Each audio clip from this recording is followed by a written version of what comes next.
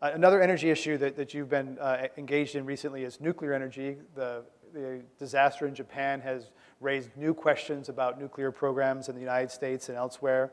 And recently you wrote a letter to the Nuclear Regulatory Commission that they should consider newly discovered fault lines before granting license extensions for operating nuclear plants. Most of the U.S. nuclear plants are near the ocean. Several of them, like Diablo Canyon in California, are near earthquake faults.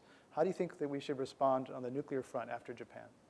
Well, we have 104 nuclear plants in this country, 2 in California. About 23, I think, have the same nuclear system as the Daiichi system. And I think there should be deep concern over what happened in Japan. It's a big learning lesson.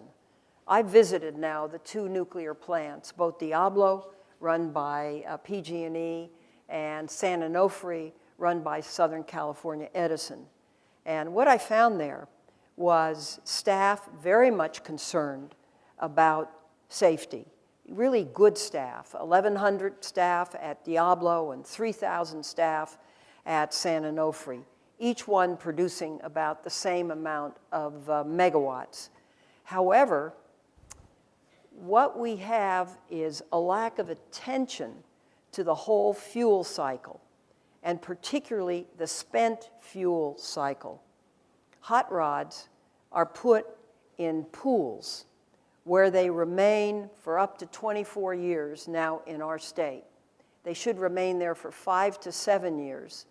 Then they can be transferred to what are called dry casks, which are like cylinders that are made to survive. They were made as transfer products for the fuel rods to be put in and transferred into permanent nuclear storage somewhere. That was going to be Yucca Mountain. Yucca Mountain is no more.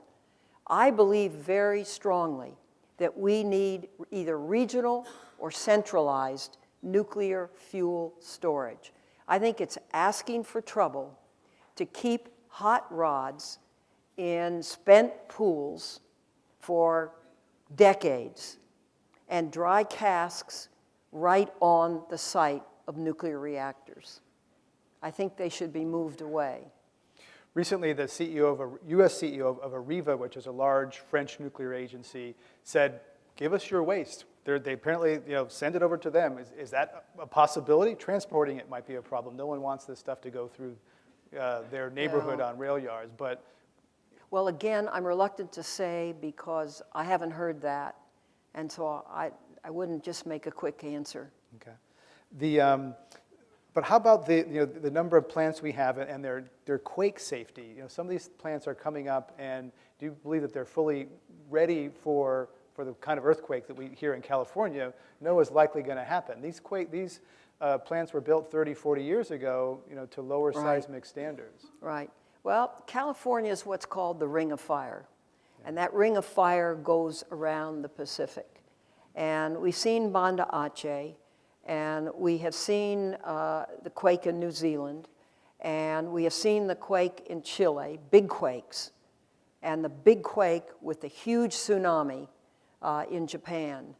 The United States Geological Service says the likelihood of that kind of quake in California is remote, that probably we would not have a quake over 8, and that may be stretching it. I'm not sure I believe that, because I'm not sure anybody's really in a position to know what Mother Nature will do. Japan didn't expect the quake they got. Right. So I think we've got to take a very good look, and I'm dedicated to it. I chair the subcommittee that provides the funds for the Nuclear Regulatory Agency, and I'm going to try to push as far and as fast as I can push to see that we really take a good look, a real examination at all facilities.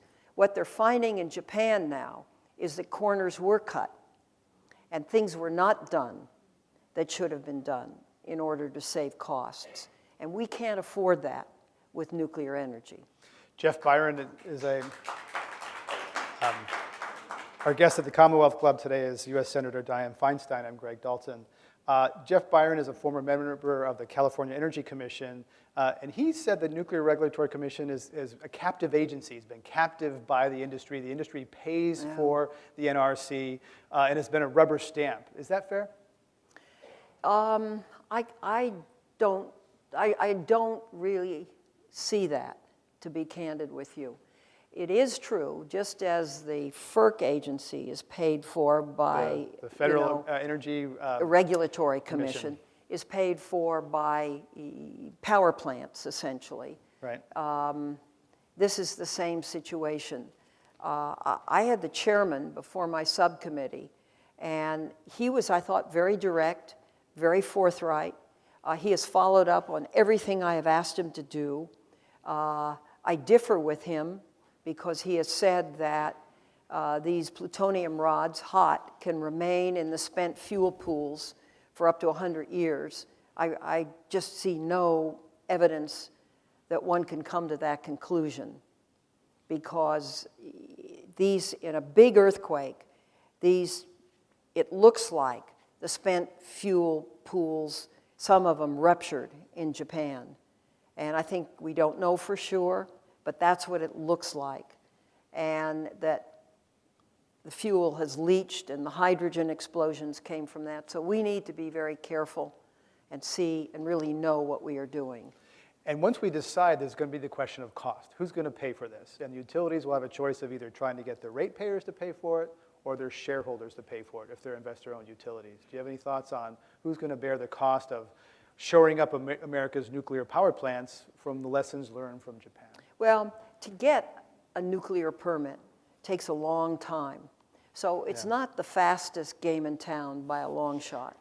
And I think now there's going to be a real look at the industry, a look at the containment zones, a look at the reactor, a look at the dry casks, a look at the spent fuel pools. And until that's completed, I don't really think we're going to face the question of new nuclear power plants.